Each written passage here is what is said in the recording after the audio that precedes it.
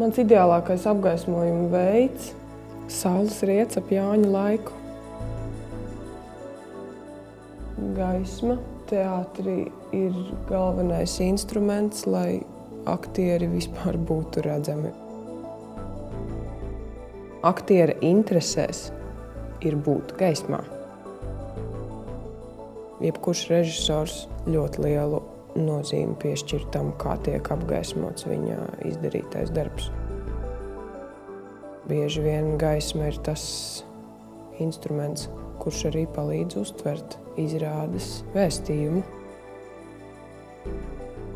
Ar gaismām mēs varam parādīt lietas ātrāk, varam parādīt lietas arī vēlāk, tikai pēc tam, ka viņas top izgaismotas, viņas top redzamas.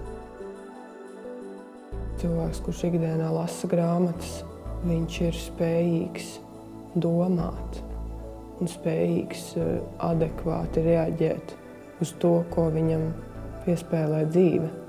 Viņš ir pārāks savā esībā, viņš ir pārāks par tiem, kuri nelasa grāmatas. Ja tulkotājs ar savu darbību palīdz ieraudzīt citu tautu literatūru, tad es ar savu darbību gaismošanu palīdzu ieraudzīt skatītājam izrādi. Tas būtu traki, ja netulkotu.